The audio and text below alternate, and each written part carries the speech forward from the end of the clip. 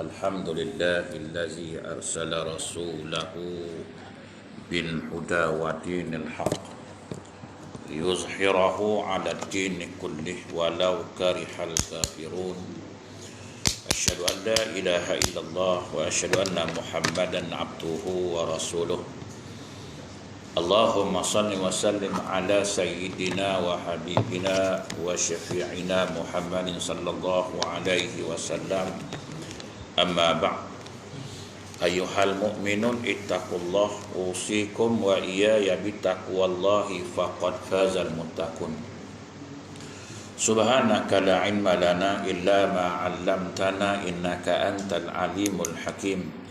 Rabbi shrah li sadri wa yassir li amri wahlul 'uqdatam min lisani yafqahu qawli.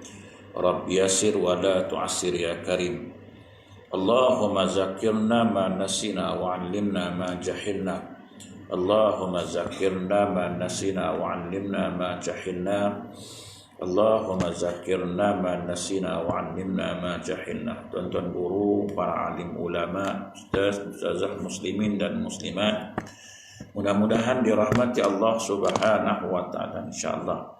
Pertamanya kita memanjatkan rasa syukur terhadap Allah Subhanahu wa taala karena dengan limpah kurnia dan inayahnya kita masih lagi diberi kesempatan, masih lagi diberi peluang, kelapangan waktu, kesehatan yang baik sehingga kita sama-sama dapat melaksanakan tuntutan-tuntutan Allah Subhanahu wa taala dan meninggalkan segala larangan-larangan Allah Subhanahu wa taala insyaallah.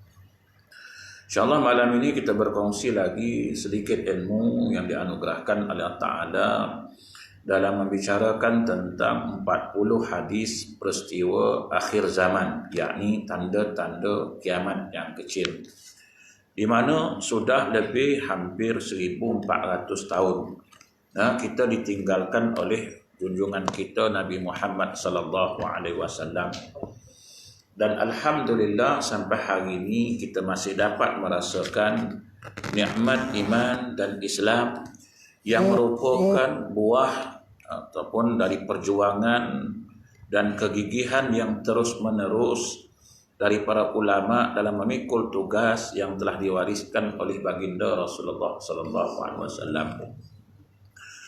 Kemudian disambung di mana para sahabat tabi'in, tabi'in, alim ulama silih berganti memikul tugas sebagai pewaris Nabi. Mereka sentiasa aktif dalam tugas, tidak mengenal titik akhir dalam perjuangan.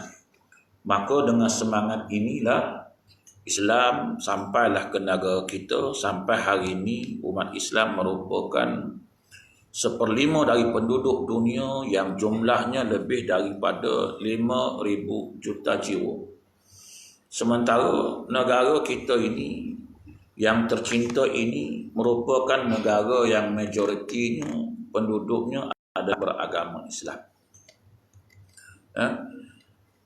Walau bagaimanapun dari semasa ke semasa umat Islam sering ditimpa malapetaka, musibah, malapetaka, dan mereka menghadapi bermacam-macam ujian. Namun dengan limpah kurnia dan kasih sayang Allah Ta'ala, mereka ni masih wujud dan masih lagi mempunyai nilai-nilai agama dalam kehidupan, walaupun kita mengakui banyak kekurangan yang ada. Walaupun kita ditimpa masalah, berbagai-bagai masalah ujian, namun kita tetap juga masih mau mengikut Islam ini, agama ini dalam kehidupan kita.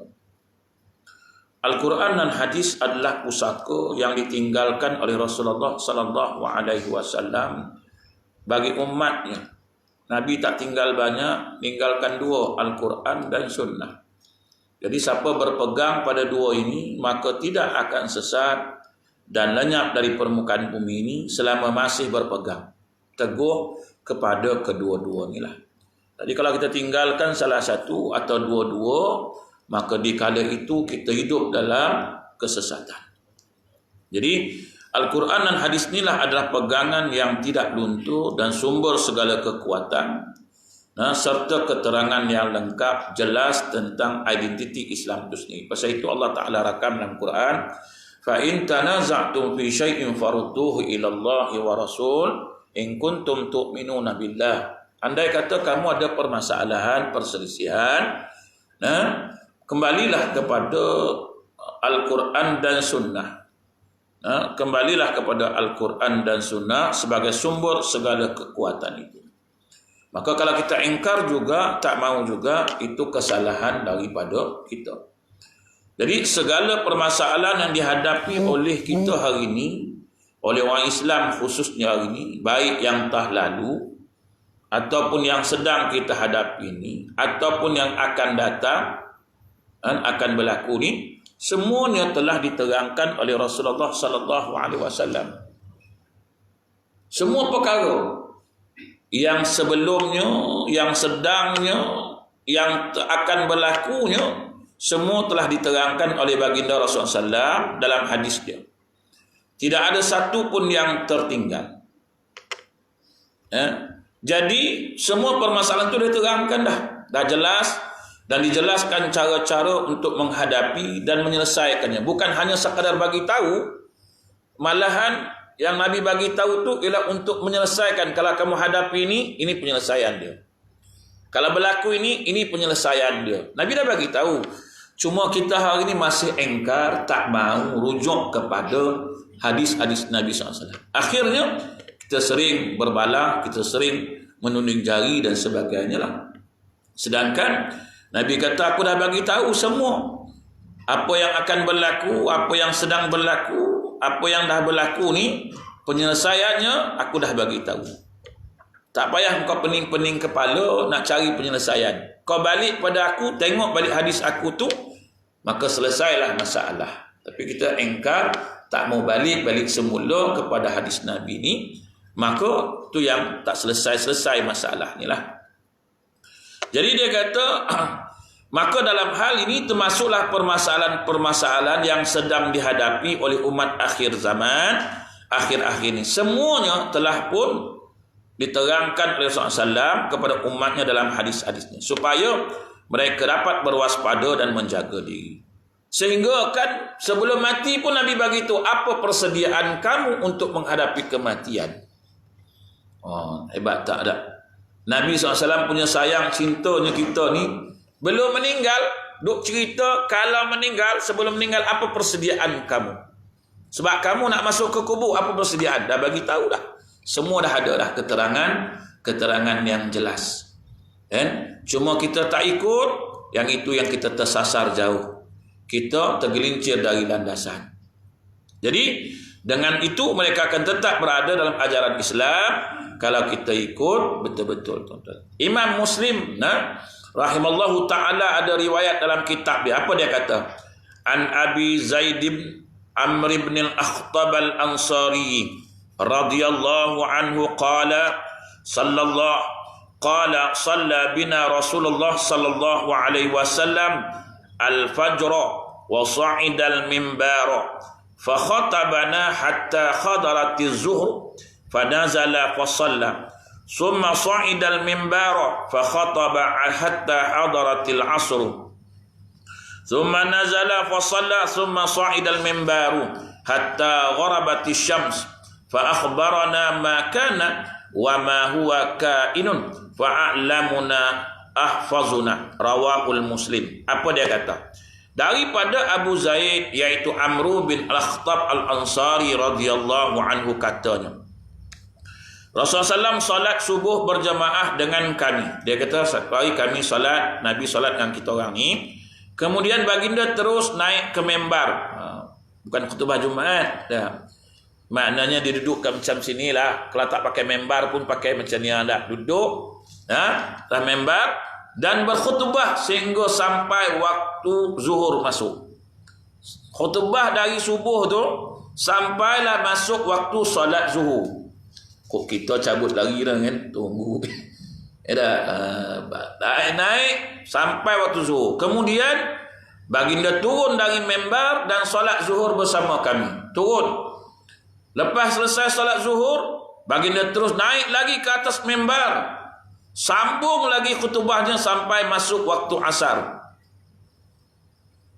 Lepas tu turun lagi salat asar bersama kami. Setelah selesai turun, naik balik semula ke atas mimbar, melanjutkan khutbahnya sehingga tenggelam matahari.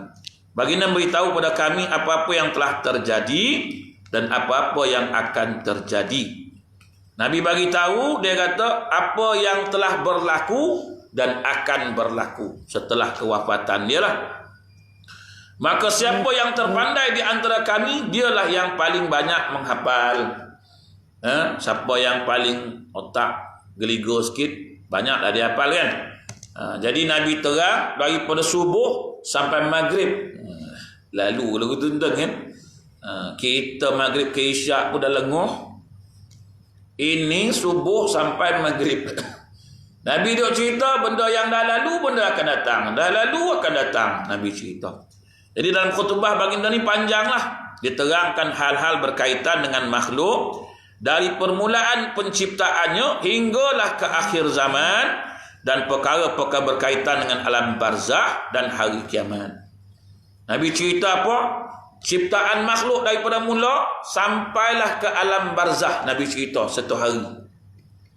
Dia cerita, terkadang dia kata, berkata Huzaifah bin Al-Yaman radhiyallahu anhu, terkadang aku terlihat sesuatu yang telah aku lupakan, maka kembali ingatanku kepada khutbah Rasulullah SAW itu. Kata Huzaifah, kadang-kadang aku lupa juga bila dengar khutbah itu balik. Ni Nabi pernah sebut benda ni. Dulu Nabi pernah sebut sewaktu Nabi berkhutbah, kata Huzaifah. Macam kita lah kan. Dulu dah mengaji dah, masa muda-muda kecil-kecil dulu dah ngaji. Lepas tu dah lupa lah. Dah tua ni mai kuliah balik semula. Ada ustaz sebut, aku pernah dengar ustaz dulu cakap. Dia ingat balik lah. Dia ingat balik semula. Pasal itu kena mengaji. Kena ulang-ulang mengaji ni tuan-tuan. Jangan ingat dah mengaji dah. Aku dah ngaji dulu. Ingat ke? Maka kita kena selalu datang mengaji supaya yang lupa-lupa tu ingat balik semula. Sama halnya seorang kamu mengenal semula sahabat yang telah lama hilang dari ingatannya. Bila bertemu kembali dengannya, dulu kita kawan lama 30 tahun dulu. 30 tahun dulu kawan tak kenal lah. Dah lupa lah dah 30 tahun kan. Dah beranak pinak, dah berpindah ganda habis semua dah. Tengok buka Facebook, dia ni member aku lah dulu ni. Kan? Ingat kenangan silam dulu lah kan. Masa sekolah macam mana panjat pagar bersama. Kan? Gunting pagar sama. Dulu. Kan? Dia ni member aku sama-sama gunting pagar dulu kan. Saya pun selalu kat tengok tuan kan. Dulu nakal masa sekolah.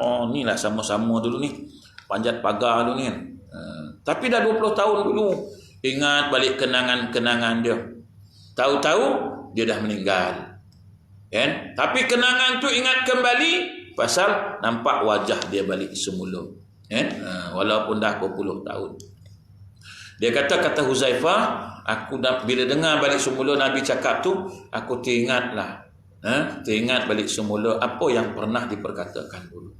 Dia kata, maka dalam kitab ini kita sebutkan beberapa buah hadis tentang peristiwa akhir zaman dan gambaran yang jelas terhadap permasalahan sedang dihadapi oleh umat Islam di zaman ini. Mudah-mudahan dengan mengikut panduan diberikan oleh junjungan kita, dapatlah kita menyelesaikan permasalahan yang sedang dan yang akan kita hadapi. Terbukalah di hadapan kita jalan yang membawa keselamatan di dunia ini dan kebahagiaan kekal di akhirat. Jadi sebelum penulis pengarang kitab ini mengakhiri mukaddimah dia mengambil satu peringatan dari sebuah hadis Rasulullah SAW yang berbunyi, An Abi Hurairah radhiyallahu anhu, anna Rasulullah sallallahu alaihi wasallam qala, iza qala ar-rajulu halakan nas fahuwa ahlakuhum, rawahul Muslim. Daripada Abu Hurairah radhiyallahu anhu bahawa Rasulullah SAW bersabda, jika ada seseorang berkata, orang ramai yakni masyarakat sekarang ini sudah rosak, maka orang yang berkata itu sendiri yang paling rosak di antara mereka. Teruk dah sekarang masyarakat. Dia tu teruk. Kan? Dia tu teruk. Tapi ada uraian dia tuan-tuan kan. Teruk lah, teruk. Apa maksud dia? Dia ada dua maksud. Kadang-kadang dia maksud bangga dengan diri dia lah, masih Selamatlah, ujublah. Walaupun keadaan macam tu, tapi aku masih elok lagi lah. Masih pergi surau masjid lagi lah. Berbanding dengan puak-puak tu kan. So, gabut aku tengok lah. Ni. Ada bukan pasal itu. Ada makna yang kedua. Dihuraikan oleh ulama. Imam Nawawi rahimallahu ta'ala kata apa? Ketika menulis hadis ni dalam kitab Riyadhus Shalihin, memberikan penjelasan. Dia bagi penjelasan. Sebab itu bila ada orang bagi pandangan, ada dua kadang-kadang dari dua sudut. Bukan satu sudut. Kita jangan tengok dari satu sudut saja. Kita tengok daripada beberapa sudut. Larangan pasal apa dia larang benda ni? Larangan berkata bahawa orang ramai telah rosak. Pasal apa dia larang? Adalah untuk orang mengatakan sedemikian itu dengan tujuan rasa bangga pada diri sendiri sebab dirinya tak rosak. Dan dengan tujuan merendahkan orang lain, merasa dirinya lebih mulia daripada mereka, maka demikian itu adalah haram. Haram perbuatan tu pasal apa? Rasa diri ni hebat. Rasa diri inilah yang paling baik. Pasal tu kita kata orang, kau tengok apa dah jadi. Apa dah jadi masyarakat sekarang. Kau tengok. Habis engkau, aku okey. Bangga dengan diri sendiri, syok sendiri, kan? Maka hukumnya dia kata apa? Merendahkan orang lain itu adalah haram. Jangan mempelekeh orang lain. Kita tak tahu. Jangan kita hina orang lain. Kita pun tak tahu bahagian kita. Kita pun tak tahu nasib kita. Kita pun tak boleh menghukum orang sebab kita pun tak tahu apa bahagian kita. Itu sebab dia kata perbuatan itu adalah haram. Sebab kita membanggakan diri kita. Sebab kita tak rosak. Kau tengok anak-anakku. Anak-anakku semua aku jaga tengok. Tak macam anak orang tu. Kau tengok. Aku tengok anak dia tu kan serabut lah. Macam mana lah dia jaga anak dia tu. Jangan cakap lagu tu. Kita doakan yang baik-baik untuk orang lain. Bukan pergi hina orang. Mau tengok mak bapak hebat, ustaz, anak la ilaha illallah. Aku ni walaupun tak ustaz, tapi anak aku okey Anak aku semua okey. Dan kita duk syok sendiri. Kan? Nama je mak ustaz, bapa ustaz, mak ustazah, anak. Lah macam tu gaya aku tengok. Aku ni tak ada lah, agama pun kurang, ngaji pun tak, tapi anak aku kau tengok. Kau tengok sendiri dengan mata kepala kau, anak aku macam mana. Bawa bertenang dulu. Allah Ta'ala boleh uji, kali Allah Ta'ala uji, dapat kita tuan-tuan. Jangan hina orang, jangan pelekeh orang, jangan perendah orang. Kadang-kadang kita tak tahu bahagian kita. Allah bagi kita ada sebab. Ada sebab. Sebab itu kita kena tengok dengan mata hati. Sebab itu kita kena tengok dengan kalbu yang suci. Bukannya tengok dengan mata kasar. Mata kasar ni sering tertipu. Sering sangat tertipu tuan-tuan. Macam orang tua-tua dulu dapat menantu. Macam itulah. Dapat menantu. Menantu ni dia sayang. Menantu ni dia menyampah. Akhir-akhir dia sakit tengok menantu yang menyampah ni lah. Sikat rambut dia, mandikan dia, tolong dia. Allahu Akbar. Baru nak nitik air mata. Geram dia tengok Baru nak nitik air mata. Dulu kata macam-macam Piramli dah buat filem. Tuan tengok tak? Filem Piramli, penarik beca. Tuan tengok tak? Aku sangka kaca, aku sangka permata rupanya kaca tu. So itu mata, tengok dengan mata kasar ni banyak tertipu. Banyak tertipu tuan-tuan. Pasal itu dia suruh tengok dengan mata hati. Masa itu hati tu kena bersihkan dia supaya hijab terbuka. Situ tengok orang para awliya Allah. Bila hati terbuka, hijab terbuka tuan-tuan, dia tengok orang pun dia Allah. Tak nak aku tengok rupa dia ni pun pekaldai dah aku tengok dia ni. Kita tak tahu dia pandang macam mana. Dia diam. Sampai dia tak nak tengok muka kita kan. Aku tengok muka dia ni. Tapi kita tengok dia muka berseri-seri tengok. Tapi awliya Allah tengok muka macam kaldai. Masalah. Sebab kita tengok dengan mata kasar. Dia tengok dengan mata hati, dengan qalbun yang suci. Kita tengok dengan mata kasar yang penuh dengan selaput ni. Tak boleh tuan. Macam kita tengok orang sembahyang khusyuk. Tengok khusyuk tu dia sembahyang. Pejam-pejam mata lagi. Rupa berkhayal. Sebab itu tuan-tuan tengok ni, jangan cepat menghukum, jangan cepat melatah kita ni. Ada pun orang yang berkata seperti itu kerana ia melihat kurangnya perhatian masyarakat terhadap agama serta didorong oleh perasaan sedih melihat nasib yang dialami oleh mereka, timbul oleh perasaan cemburu terhadap agama, maka perkataan itu tidak ada salahnya. Ini pendapat yang kedua. Yang kedua ni dia tengok, dia kata, tapi dia tengok pasal apa jadi macam ni, mungkin kerana kekurangan agama, kita kena buat sesuatu supaya bawa mereka ke agama balik semula. Ni tak salah. Kita tengok dia tu, kita rasa sedih, macam mana kita nak buat, kita berfikir macam mana nak bawa dia balik semula kepada agama ni. Kan bukan kerana agama ni pasal tak ikut agama lah jadi macam ni, maka kita macam mana nak bentuk balik semula, nak bawa pada keagamaan. Ini boleh dia kata. Jadi demikianlah dijelaskan oleh para ulama, dan begitulah cara mereka menghuraikan permasalahan. Di antara alim ulama berpendapat demikian ialah Imam Malik bin Anas, Al-Khattabi dan Humaidi dan lain-lain. Maka hendaklah hadis ini menjadi satu peringatan kepada kita bila menghuraikan hadis-hadis akhir zaman, seperti apa yang dituliskan dalam buku ini, yang banyak mengutarakan tentang kemunduran umat Islam dan kemerosotan moral. Jadi tuan-tuan, kitab ini dia bukan nak menunding jari, tak. Dia nak ingatkan kita supaya jangan kita merasa bangga dan ujub dengan kebaikan diri kita sendiri. Bahkan taklah kita menegur diri kita masing-masing, jangan suka menunding orang lain. Dan apabila kerosakan moral umat Islam dewasa ini yang dibicarakan, maka biarlah pengungkapannya itu dalam bentuk yang sehat, dengan perasaan yang penuh dengan belas kasihan, rasa cemburu terhadap agama, bukan dengan perasaan bangga diri dan memandang rendah pada orang lain, dia kata. Jadi mudah-mudahan Ta'ala mencucur rahmat kita dengan rahmat taufik dan hidayahnya. Okey, masuk hadis yang pertama. Hadis yang pertama ini, tuan-tuan, takwa dan perpaduan asas keselamatan di akhir zaman. An Abi Najihil Irbad bin Sariyah radhiyallahu anhu qala wa'azana Rasulullah sallam mau'izatan wajilat minhal qulub wa zarifat minhal uyun. Faqulna ya Rasulullah ka'annaha mau'izatu muwaddi'in fa'awsina. Qala usikum bitaqwallahi azza wa jalla was-sam'i wat-ta'ati wa in ta'ammara 'alaikum 'abdun fa innahu may ya'ish minkum fasayara ikhtilafan katsira fa'alaikum bisunnati wa sunnatil khulafa'ir rasyidin al mahdiyyin addu 'alaiha bin nawajiz wa iyyakum wa muhdatsatil umur fa inna kulla bid'atin dhalalah. Rawahu Abu Daud At-Tirmizi wa qala haditsun hasanun sahih. Daripada Abu Najih Irbad bin Sariyah radhiyallahu anhu kata, telah memberi nasihat akan kami oleh Rasulullah SAW akan suatu nasihat yang menggetarkan hati kami dan menitiskan air mata kami ketika mendengarnya. Lalu berkata, ya Rasulullah, seolah-olah ini adalah nasihat yang terakhir sekali bagi kami, maka berilah nasihat kepada kami. Yang terakhir sekali bagi kami, maka berilah pesanan kepada kami.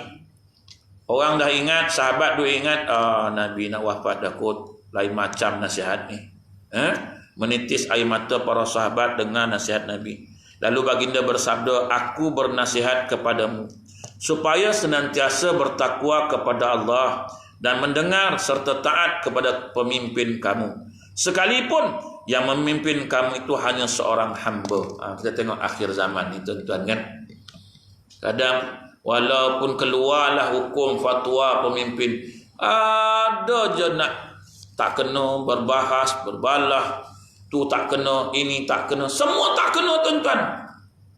Akhir zaman ini, kata Nabi SAW, takutlah kamu kepada Allah Subhanahu wa ta'ala, mendengar serta taat kepada pemimpin kamu, sekalipun yang memimpin kamu itu hanya seorang hamba. Kita hari ini pemimpin, ada majlis fatwa, ada ulama-ulama, ada yang hebat-hebat. Kita yang tak tahu ni pun nak berhujah juga, tuan-tuan, kan. Hari ni orang yang baru mengaji 2-3 hari ni, tuan-tuan, pun keluar hujah juga. Kenapa harus takut? Ingatlah, tuan-tuan, ni Nabi pesan ni baru 2-3 hari mengaji, kan. Dah berani dah lawan. Ni apa salat jarak-jarak ni?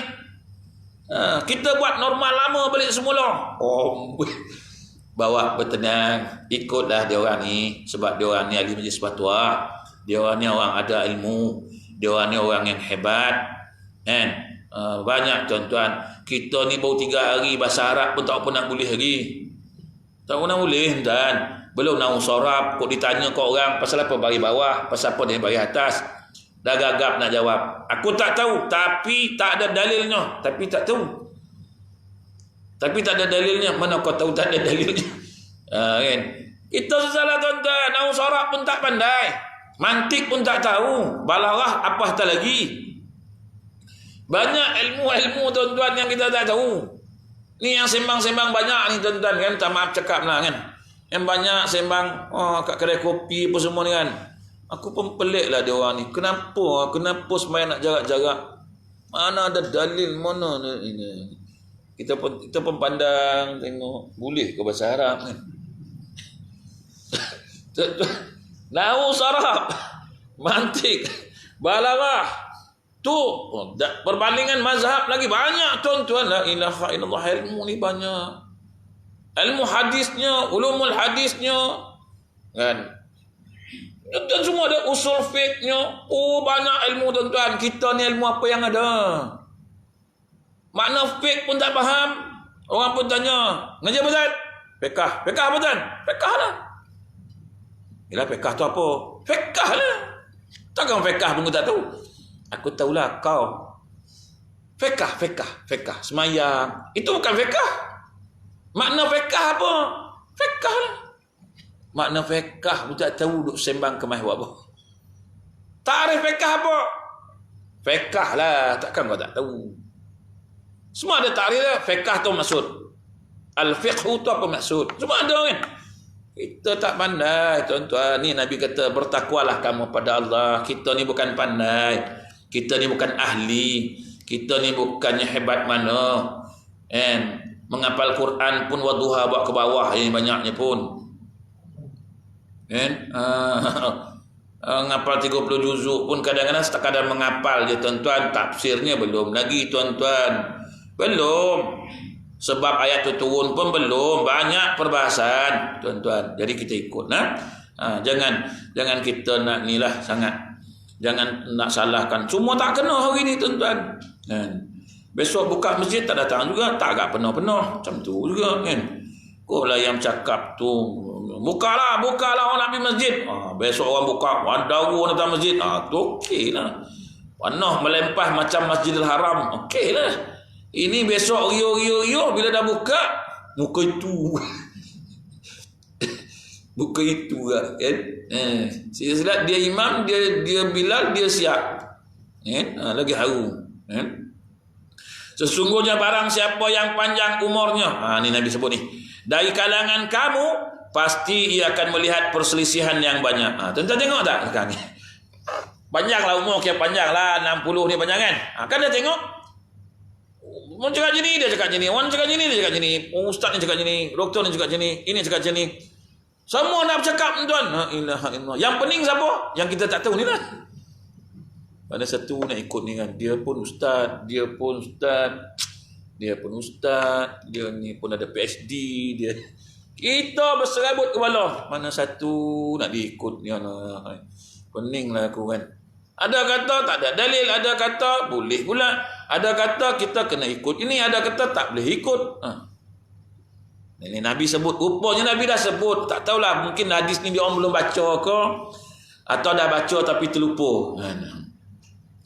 Maka hendaklah kamu berpegang teguh dengan sunnahku dan sunnah para khulafa'ur rasyidin al-mahdiyin, yakni khalifah-khalifah yang mengetahui kebenaran, dapat hidayah ke jalan yang benar. Jadi kita kena ikutlah tuan-tuan, apa yang disebutkan. Gigitlah sunnah-sunnah itu dengan gerahap. Jauhilah perkara-perkara yang baru, bid'ah yang diada-adakan. Kerana sesungguhnya tiap-tiap bid'ah itu adalah sesat. Hadis ni kalau kita tengok, dia kata mengandungi pesan-pesan yang sangat berharga dari Rasulullah SAW bagi umatnya, terutama bagi mereka yang berhadapan dengan zaman yang penuh dengan kekacauan, perselisihan seperti zaman yang sedang kita hadapi hari inilah. Ini Nabi sebut. Oleh itu, siapa yang mahu selamat, hendaklah ia mengikuti ajaran yang telah dibawa oleh Rasulullah SAW. Seperti tersebut dalam hadis ini. Pertama, apa dia hendak? Supaya kita bertakwa kepada Allah Ta'ala segala keadaan dengan menjunjung segala perintah Allah, menjauhi segala larangan. Buatlah apa yang Allah Ta'ala suruh, tinggalkan apa yang dilarang. Kedua, mematuhi arahan yang pihak menguruskan hal yang berkaitan dengan kaum muslimin. Siapa yang menguruskan ni? Jabatan Agama Islam, JAKIM, dia orang ni menguruskan. Ikutlah apa yang dia suruh ni. And dia pun tak pandai sangat pun. Kalau bab kesihatan, dia rujuk pada kesihatan dulu. Bab hukum dia yang pandai pun. Bab kesihatan dia kena rujuk ni kesihatan.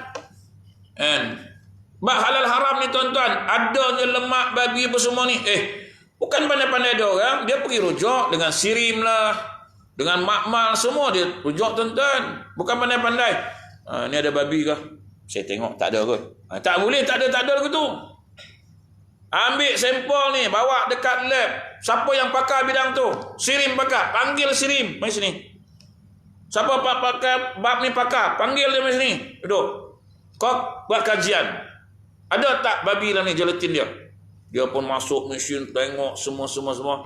Ada mengandungi gelatin babi. Tak boleh, haram. Bukan dia pandai-pandai, bukan tengok-tengok macam tu ya. Nak sedia halal ke? Ni okey ni. Okey, ni tak ada benda haram kan? Tak ada, okey boleh. Boleh dapat sedia.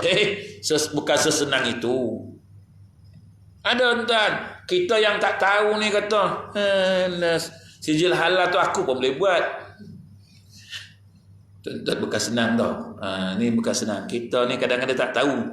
Dia macam orang tak pandai bawa kapal terbang lah, tapi sembang bawa kapal terbang macam pandai tu. Kapal terbang ni bukan payah pun, tanya bawa dia. Rumah main button dia sekarang. Tap.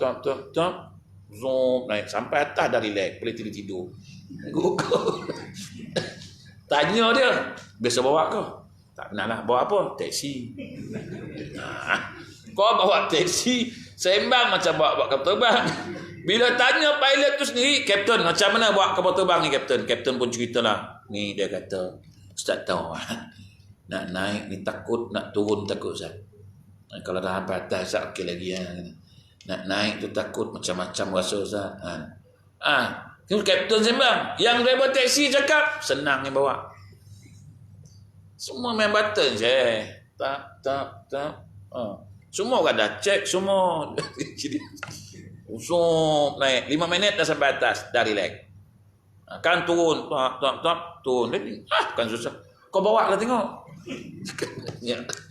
Kita orang tengok semua senang tuan. Orang tengok, yang merasa itu tahulah.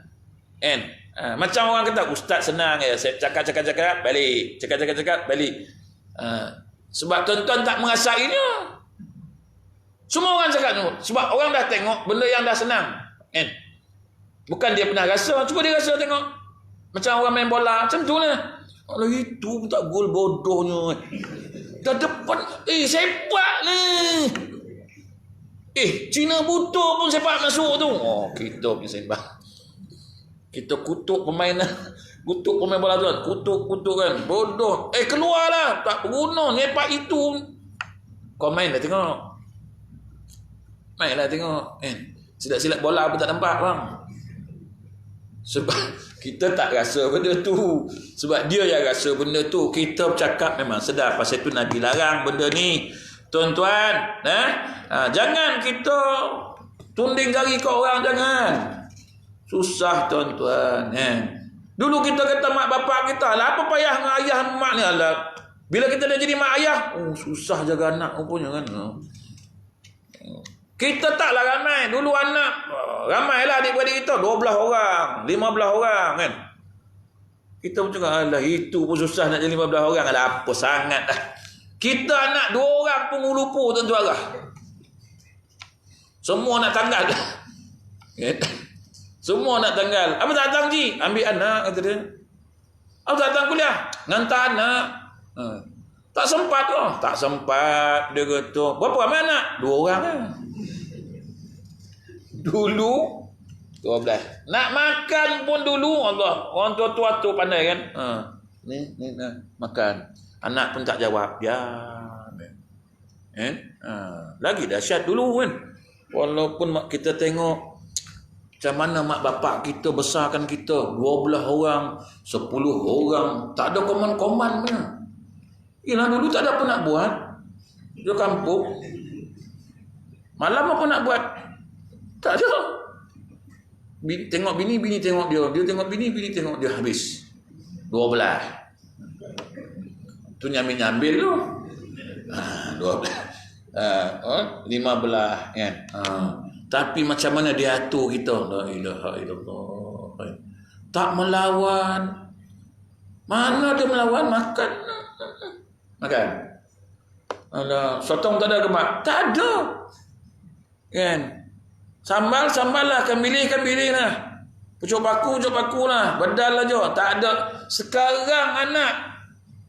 Ayam tak ada mak? Tak ada. Ayah kau beli ikan je. Sayur? Seorang pula lagi nanya sayur. Tak ada. Ikan. Alah ayah ni ikan. Telur asin tak ada? Pening gitu. Ya, dulu mana ada? Ceritanya yang adik-beradik ramai kan. Macam saya adik-beradik ramai kan. Mana ada? Tak ada. Dah habis dah. Tak ada. Kau banyak. Aku sikit. Jadi. Sekarang dengan kita tak mengasuh. Dah habis. Kan? Allah. Tu yang kita kata hebatnya orang dulu ni. Jadi dia kata apa? Mematuhi arahan, ikutlah orang yang mentadbir berurusan tu. Dia lebih tahu, kan? Dia tahu apa yang dia buat ni. Dan sunnah-sunnah para khulafa ur-rasyidin, ini antara pengajaran. Kemudian berpegang teguh kepada sunnah Nabi SAW dan sunnah-sunnah khulafa ur-rasyidin al-mahdiyin. Ini banyak tuan-tuan bab sunnah ni tuan-tuan. Sekarang ni Allah. Tadi majlis fatwa saya tengok dalam tu media sosial. Dia telah mengeluarkan satu fatwa mengenai artifak Rasulullah SAW ni. Peninggalan Rasulullah SAW nak bertabaruk dengan artifak ni lah. Dengan rambut dan sebagainya. Dan dia telah mengatakan barang-barang itu telah hilang, tak dijumpai. Maka bertabaruk dengan benda-benda yang dah tak ada, apakah kesahihannya ada atau tidak. Itu bolehlah keluarkan pendirian dia lah, majlis fatwa dia. Buktikan dulu dia kata betul ke benda itu memang hak Rasulullah sallallahu alaihi wasallam. Kalau bukan hak, macam mana kita nak bertabaruk? Ambil berkat macam mana dia kata? Ahli majlis fatwa ni polis, dia dah keluarkan. Itu pasal isu-isu ni lah, isu-isu logo, logo capal, logo untuk macam-macam lah, pedang dan sebagainya lah tuan-tuan. Itu dia orang lah majlis fatwa dia orang. Adalah hujah-hujah dia orang tu. Kemudian menjauhi perkara-perkara bid'ah dalalah, pahaman-pahaman, amalan-amalan yang dimasukkan ke dalam agama Islam yang telah sempurna ini padahal tidak ada dalil dan sebagainya lah dia kata. Okey, hadis yang kedua, mengapa dunia Islam menjadi sasaran pemusnahan? Kenapa tuan-tuan? Apakah orang Islam tak ramai? Tuan-tuan tengok Iraq, habis. Syria habis. Semua negara-negara Islam, semua orang nak takluk, nak kawan lah. Pasal apa? Pasal apa tuan-tuan? Apakah dia tawan membawa kemajuan? Sampai hari ini Iraq tak juga maju. Tak maju juga. Walaupun dia dah tawan. Jadi tuan-tuan, kita tengok hadis ni, dia kata, isyak dah masuk. Sebenarnya gini. An ummil mu'minina Zainab binti Jahshin radhiyallahu anha qalat inna an-nabiyya sallallahu alaihi wasallam dakhala 'alaiha fazi'an yaqul la ilaha illallah wailul lil 'arab min syarrin qad iqtaraba futihal yawma min radmin ya'juj wa ma'juj misla hazihi wa khallaqa bi usbu'aihi al-ibhami wallati taliha faqultu ya Rasulullah anahliku wa fina salihun qala na'am idza kasura al-khabthu. Hadis muttafaqun alaih. Azan dulu tu.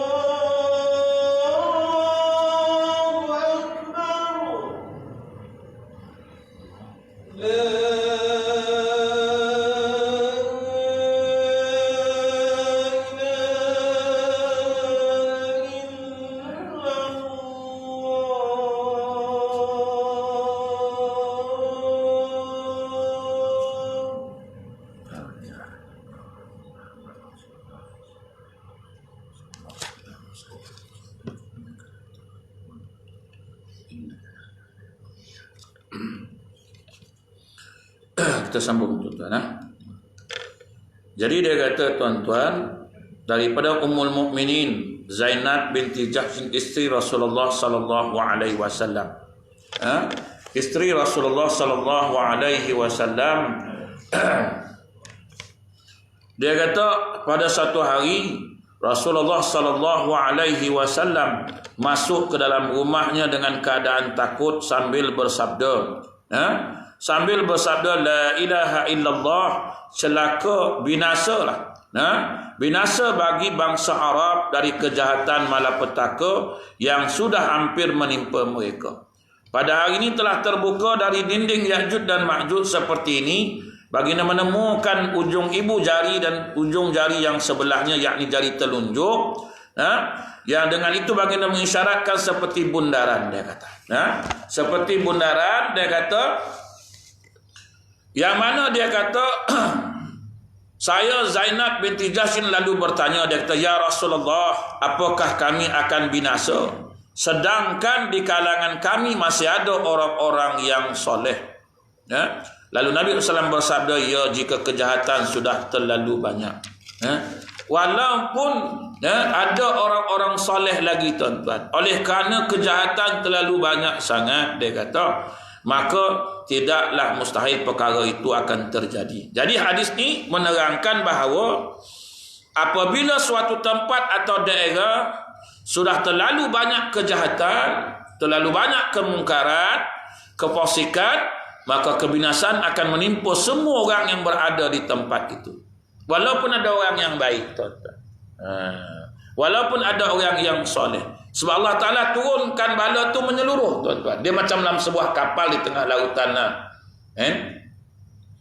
Duduk di tengah lautan, kapal dua tingkat, tuan-tuan. Satu tingkat atas, satu tingkat bawah. Kita pun naiklah ramai-ramai. Dalam duduk ramai-ramai, tuan, adalah yang menebuk kapal ni.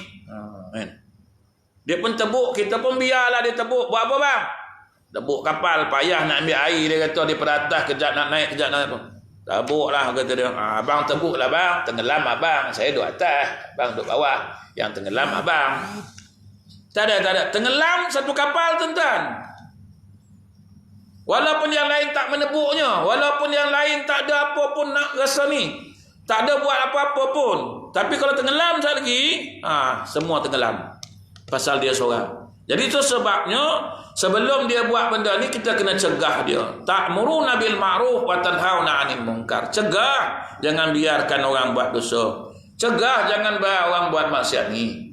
Sebab kalau kita tak cegah, nanti kebinasaan itu akan mengenai diri kita yang ada kat situ.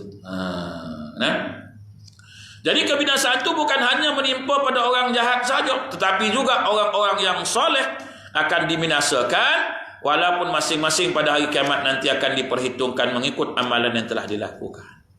Jadi Islam suruh buat amal ma'ruf nahi munkar. Segala jenis kemungkaran, kefasikan hendaklah segera dibasmikan. Segala kemaksiatan hendaklah segera dimusnahkan, supaya tidak terjadi malapetaka yang bukan hanya menimpa orang-orang yang melakukan kemungkaran dan kejahatan tersebut, tapi juga akan menimpa semua penduduk yang berada di tempat itu. Cegah, tuan-tuan. Tak dapat semua kita cegah, mana yang kita mampu. Macam tadi saya terbaca satu berita mengenai Pembatalan lesen menjual minuman keras di Kuala Lumpur sekarang ni, di BKL lah.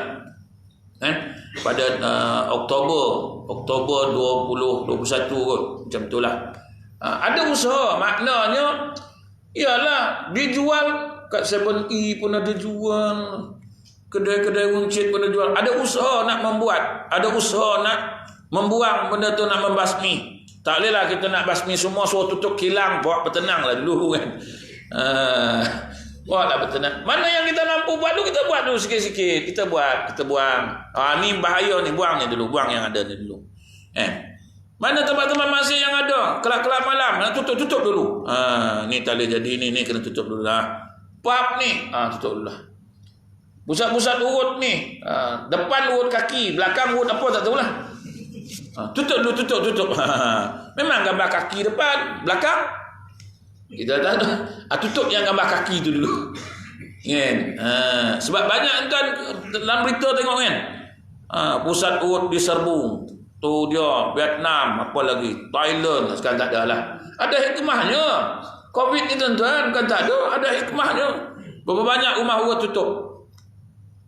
Berapa banyak rumah urut tutup? Ada hikmah. Kita sebab dalam hadis ni kita kena tengok semua tempat pandang. Pola bila lah nak Covid ni nak habis. Kalau tak dulu susah sangat nak tutup rumah urut tu. Macam cendawan tumbuh. Batu pahat saya tak tahulah. Ada? Banyak? Banyak juga. Tengok bila ada Covid ni, rumah urut tak rumah urut. Dia sebat semua sekali.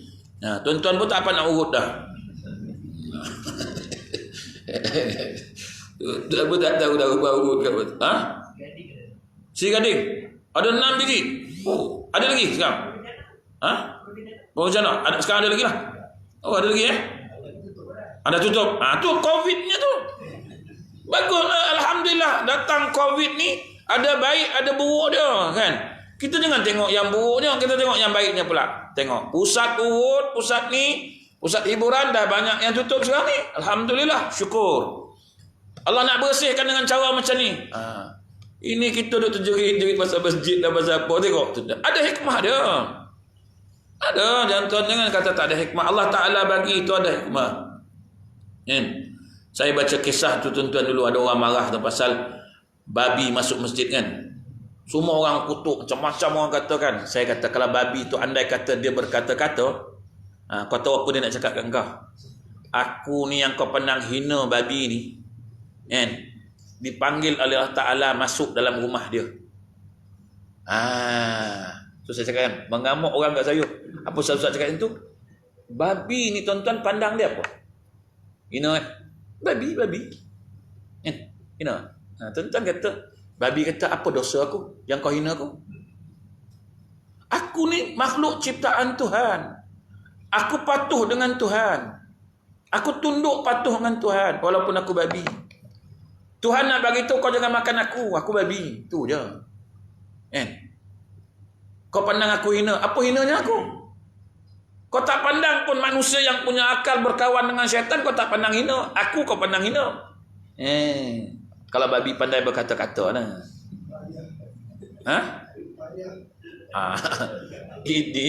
Ini pandangan mata hati lah. Tuan-tuan, bayangkan siapa suruh dia masuk masjid tu? Dia mana ada akal? Dia tahu ketua masjid.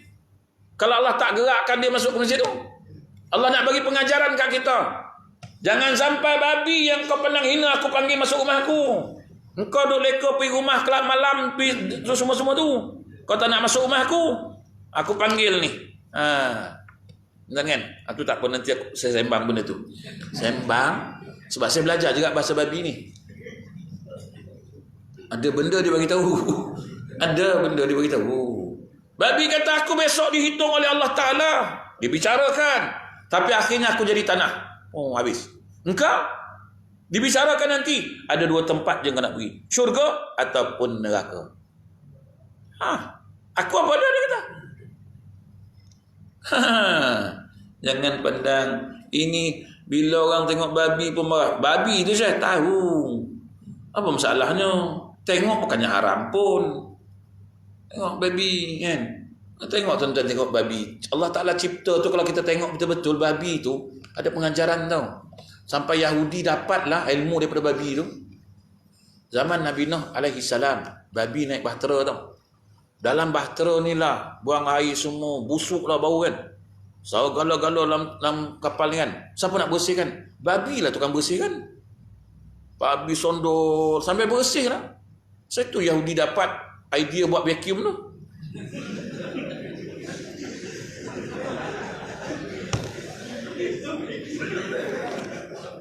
Macam mana?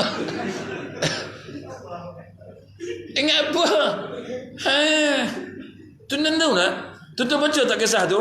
Kisah Nabi Nuh, dia bawa binatang semua kan, naik bot kan, naik kapal kan, masa banjir besar tu kan. Dalam tu penuh dengan najis semua-semua. Siapa bersihkan? Kitab mana kata siapa bersihkan tu? Betul tak? Babi bersihkan. So itu muncung babi tu tuan tengok tak? Macam vacuum tu. Sondor kan. Cuma dia tak ada belalai lah. Yahudi pun buatlah supaya jangan nampak sangat macam babi. Dia bohnya belalai benda tu. Senap. Kita pun syok tolak. Tu teknologi tu. Orang marah kat saya, dia kata, Ustaz Mandai, dah sungguh.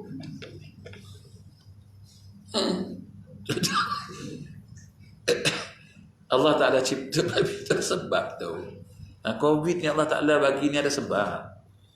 Nak suruh kau berhentikan rumah urut tak dapat.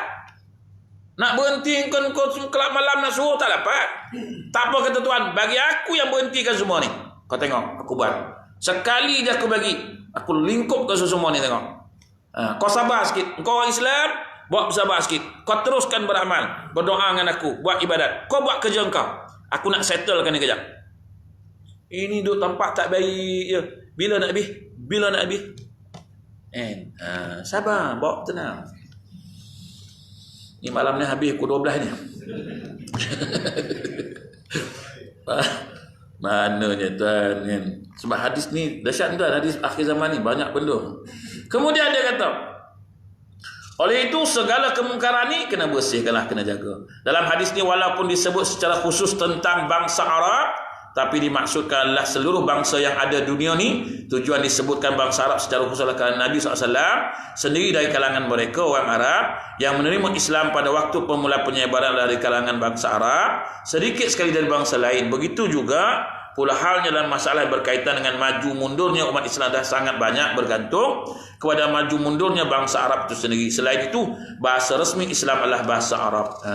Bahasa resmi Malaysia, bahasa Malaysia lah kan. Tapi bahasa resmi Islam ni sebenarnya bahasa Arab. Tapi kita, dulu tak minat belajar bahasa Arab. Bukan tak minat. Dulu orang tengok bahasa Arab ni tak ada apa lah. Sekolah agama pun tak ada apa dulu sebenarnya, tuan-tuan. Sekolah agama ni kelas rendah lah. Orang lebih minat hantar sekolah orang putih lah. Sebab sekolah orang putih ada masa depan. Ada masa depan. Sekolah agama ni tak ada masa depan. Imam Bilal ni, bila masa depannya? Bila nak mati baru dia ke depan. Kau tahu bahasa Inggeris je. Bahasa Inggeris. Suruh orang belajar bahasa Inggeris. Orang tahu bahasa Inggeris. Sebab dulu sekolah sampai darjah 6 pun dah cukup dah. HSC apa sijil dia kan. Orang lama-lama tahulah. HSC tu sijil pun lama lalu kan.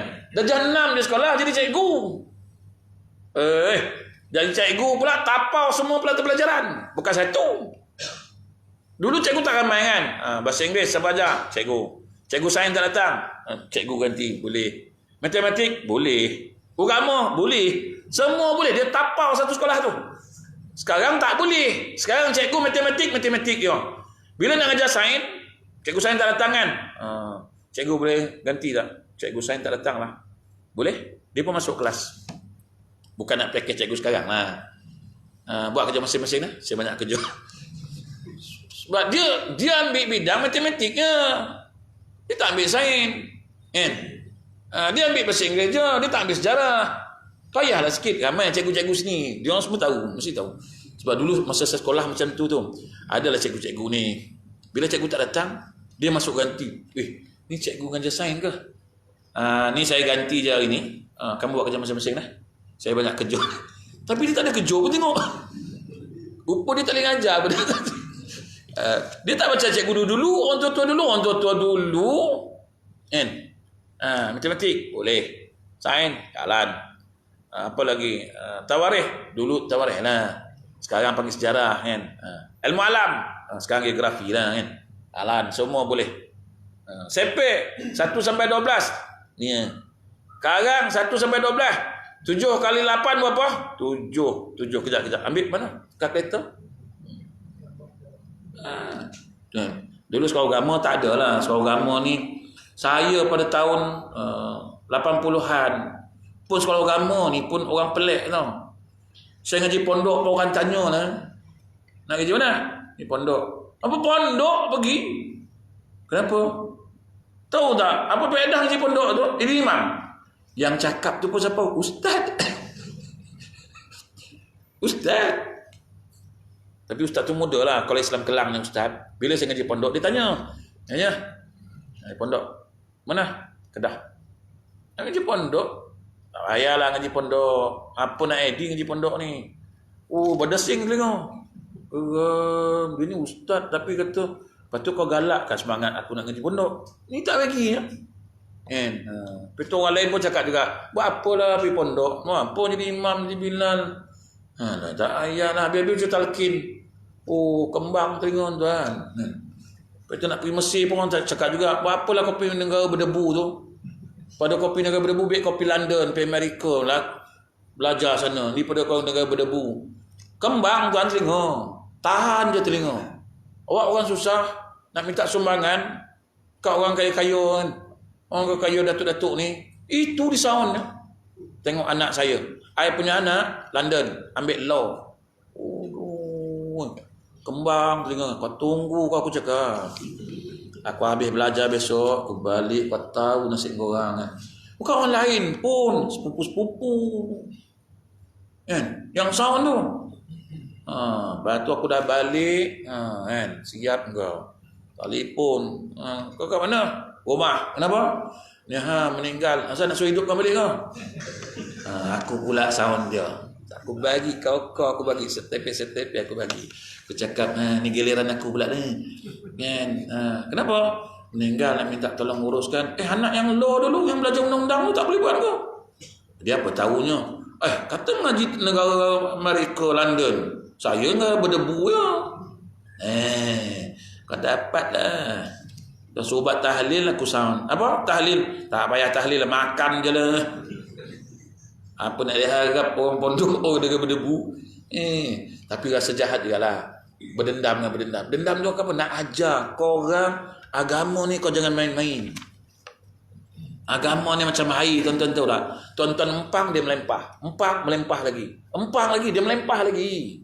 Agama tak boleh halang. Kalau boleh halang agama ni, Nabi tak akan berkembang Islam ni. Satu dunia. Kena kata Arab je. Pergi negara Arab je tuan-tuan. Agama sekat lah macam mana pun. Dia akan keluar tuan-tuan. Dia akan keluar. Dia tak boleh sekat. Itu fitrah dia. Sekat di kota Mekah. Pergi kota Madinah. Akhirnya mana? Satu dunia pergi. Tuan-tuan tengok empang air tu. Compang tengok. Empang. Datang air. Lempah. Naik lagi. Lempah lagi. Tak boleh. Itu saya geram. Dia tengok orang hina agama Islam ni. Sebab saya dah pernah kena. Saya tu dia orang bila nak panggil sembahyang jenazah jom, siaplah kau dapat kat aku. Kan?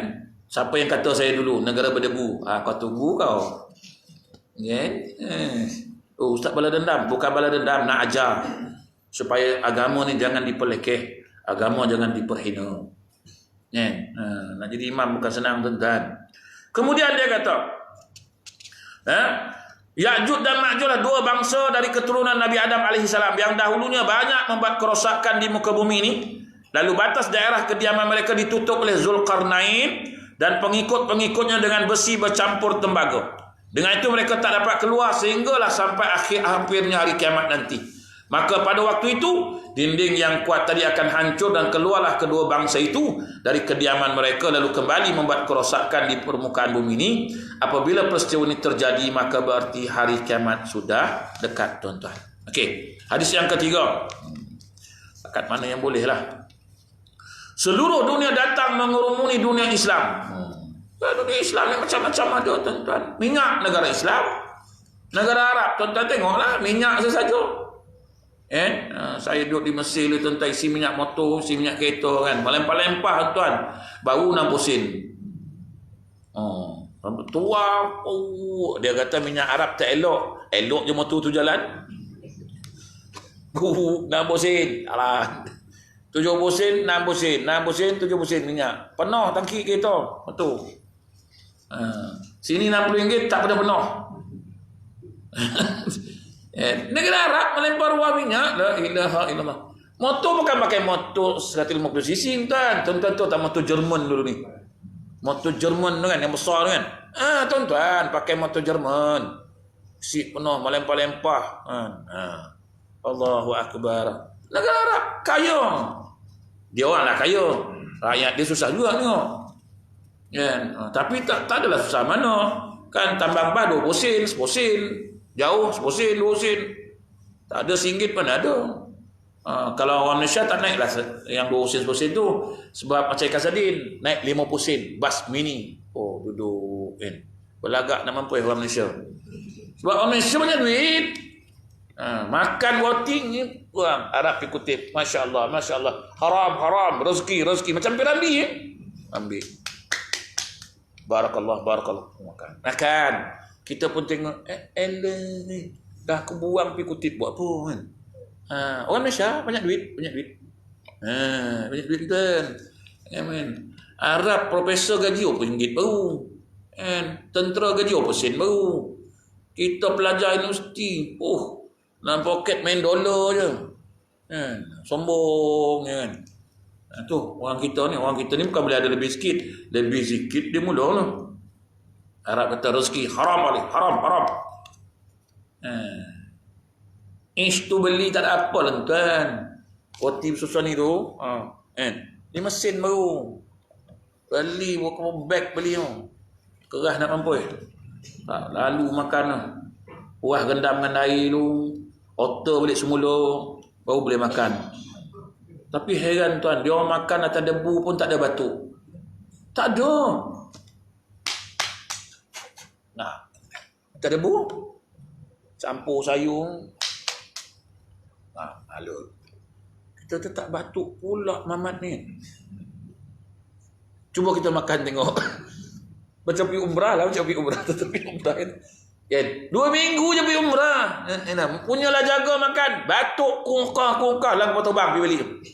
Nak beli kan? Di perujung sampai ke ekor. Kungkah 2 minggu. Sebulan padam. Arab tu selamba je main baling-baling ni. Hantar air. Ia pun kok rendam lah. Saya pernah rendam roti tu saya tahu. Hitam bayi yang debu. Nasib baik jadi ustaz juga. Roti pun roti lah. Kuih kering hidup. Jadi seluruh dunia datanglah. Sebab negara Islam kaya tuan-tuan. Hasil bumi banyak. Kaya Tuhan bagi. An Thawban radhiyallahu anhu qala Rasulullah sallam yushikul umam an tada'a alaikum kama tada'al akalatu ila qas'atiha faqala qailun wa min qillatin nahnu yawma izin qala bal antum yawma izin kathirun walakinnakum ghutha'un ka ghutha'is sayl wala yanzi'anna Allahu min suduri aduwikum al-mahabata minkum wala yaqzifanna Allahu fi qulubikumul wahn faqala qailun ya Rasulullah wa mal wahn qala hubbud dunya wa karahiyatul maut rawahu Abu Daud. Dia kata daripada Thawban radhiyallahu anhu kata Rasulullah SAW bersabda hampir tiba satu masa di mana bangsa-bangsa dari seluruh dunia akan datang mengurumuni kamu bagaikan orang-orang yang makan mengurumuni talam hidangan mereka. Duk talam tu semua pakat duk berebut kat kita. Sebab makanan banyak, barang banyak, semua nak tawan, semua nak ambil, nak takluk. Maka salah seorang sahabat tanya, apakah dari kerana bilangan kami sedikit pada hari itu? Nabi SAW menjawab, bahkan kamu pada hari itu banyak sekali, tetapi kamu umpama buih di waktu banjir. Allah akan mencabut rasa gentar terhadap kamu dari hati musuh-musuh kamu, dan Allah akan melemparkan ke dalam hati kamu penyakit wahan. Seorang sahabat tanya, apakah penyakit wahan itu wahai Rasulullah? Nabi menjawab, cinta dunia dan takutkan mati. Dua benda berkembang. Satu, cinta dunia. Kedua, penyakit takut mati. Tak hirau dah benda lain tuan-tuan. Tak hirau, lantaklah apa nak jadi. Jadilah. Yang penting, dunia aku cari dulu. Kan? Cari seberapa banyak dunia yang ada. Lain tu aku tak peduli. Ni agama ke apa ke, lantaklah. Akhirnya, penyakit ni yang menimpa kita hari ini. Sampai lupa solat, sampai lupa baca Quran, sampai lupa nak berzikir. Habis dah semua tuan-tuan. Allahu Akbar. Kita buat kerja jugalah tuan-tuan. Tetapi tuan-tuan jangan lupa Allah Subhanahu Wa Taala. Bila lupa ni tu yang Allah Taala bagi kan macam-macam ke kita. Lupa Allah Subhanahu Wa Taala. Tuan-tuan pernah satu masjid, dekat masjid tuan-tuan buat pasar malam. Kita kata tutuplah, maghrib tutuplah. Suruhlah orang sembahyang dulu. Panggillah rela jaga kejap. Yang bukan Islam tu, suruh jaga kejap, padam lampu 20 minit, sembahyang maghrib dulu pasal buat kat masjid. Marah orang Islam. Macam mana pula nak tutup, nak buka? Kita orang nak berniaga. Bukan suruh tutup langsung. Lepas sembahyang maghrib sekarang 20 minit, bukalah lampu balik. Berniaga lah, biar berkat berniaga tu. Marah orang Islam. Orang Melayu lah marah. Yang setuju siapa? Orang India. India kata bagus, tutup dulu. Dia setuju. Kita pun dia ni India ke yang tadi tu ke? Sebab itu yang orang patutnya orang Islam dah setuju. Sebab orang Islam niaga bersama malam ni banyak. Setujulah. Susah tuan. Dalam lama akhirnya barulah setuju. Sebab niaga ni nak keberkatan, rezeki nak berkat. Jangan ingat untung banyak tu berkat. Berkat. Dapat RM10 malam ni untung, tapi berkatnya luar biasa, tak habis-habis duit tu. Tu nama berkat. Ni dapatnya beratus, sampai rumah tinggal RM2. Pagi besok dah habis. Niaga lagi, tak semayang lagi. Habis keberkatan. Niaga. Satu orang niaga ni, tuan-tuan jangan lupa semayang. Bagi semayang dulu. Tutup dulu. Waktu solat. Habis orang dah datang, Ustaz. Yang kau datang maghrib-maghrib ni pahal. Macam saya lah tuan-tuan kan. Kadang-kadang saya bagi tahu juga dia orang. Buat satu stiker stembot ni. Okey. Waktu solat tutup 15 minit. Ataupun 10 minit tutup waktu solat. Kan? Kita heran di Saudi boleh buat tu. Di Saudi tuan-tuan kan. Allahu Akbar. Kau masuk kedai tu ditutupnya. Kau tak dengar ke azan? 10 minit belum masuk waktu dia dah tutup kedai. Kat Malaysia ni patut kena buat macam tu. Azan, tutup. Lepas azan, buka balik. Barulah ada keberkatan. Barulah berniaga ada keberkatan. Orang datang pun seronok je kan. Ni time sembahyang, jangan pergi. Dia tutup. Lepas sembahyang kan datang. Ini nak tutup macam mana tengah goreng mi kan. 5 orang beratur dah. Allahu Akbar. Bang, azan lah. Tak apa, saya habiskan 5 tu. Kan baliklah dia orang lah. Dah bang, cakap dengan dia, berhenti sekejap. Kan lepas semayang lah, goreng lagi sedap. Tak boleh kan, lari dah kan. Ustaz cakap senang lah. Aku pula yang kena. Kita kata, nak berkat rezeki tu. Bagi tahu kan. Semayang kejap. Entah je lah semayang je ya. Sekejap. 10 minit saya semayang kejap. Tak payah wirid lah. Baca pun tak panjang-panjang. Ina taina je. Assalamualaikum. Jalan. Goreng balik. Barulah ada keberkatan. Ini kadang-kadang sampai tak semayang. Tu yang niaga pasar malam bertahun-tahun hidup macam tu juga. Maaf cakap lah tuan-tuan kan. Bertahun niaga pasar malam, pasal itu semua niaga. Tapi hidup macam tu juga. Pasal tak ada keberkatan. Tak kisahkan semayang, tak kisahkan baca Quran, tak kisahkan masjid, tak kisahkan semua, tak kisah. Yang tahu besok malam. Mana? Besok malam? Mana? Besok malam? La ilaha illallah. Hidup ni rezeki dari dia. Kena minta kat dia. Kan? Tapi kita hari ni kadang-kadang terlupa ni. Kan? Kita kena bagi tahu dia orang, cakap. Dan kalau nak berkat, solat. Solat tuan, jangan tinggal. Zikir jangan tinggal. Kan? Sambil-sambil buat beramal ni, zikir, duduk-duduk zikir. Ana yang boleh zikir-zikir. Kan? Jangan kita pulun mati-matian sampai lupa semayang, sampai lupa baca Quran, sampai lupa ke masjid. Tak boleh, tak boleh, tuan-tuan. Allahu Akbar. Takut. Sebab ni dah ada kisah, tuan-tuan. Jadi tuan-tuan, Nabi sebut dalam hadis ni, dia kata, memang benar apa yang disabdakan Rasulullah SAW. Keadaan umat Islam pada hari ini benar-benar menggambarkan apa yang disabdakan Rasulullah SAW tadi, di mana mereka punya jumlah penganut yang banyak, iaitu lebih daripada 1,000 juta dan lebih kurang 1/5 penduduk dunia, tapi mereka sering menjadi alat permainan bangsa-bangsa lain. Mereka ditindas dan diinjak-injak, mereka dibantai, dibunuh dengan cara sangat hina. Macam-macam lagi jenis penindasan ditimpakan ke atas mereka.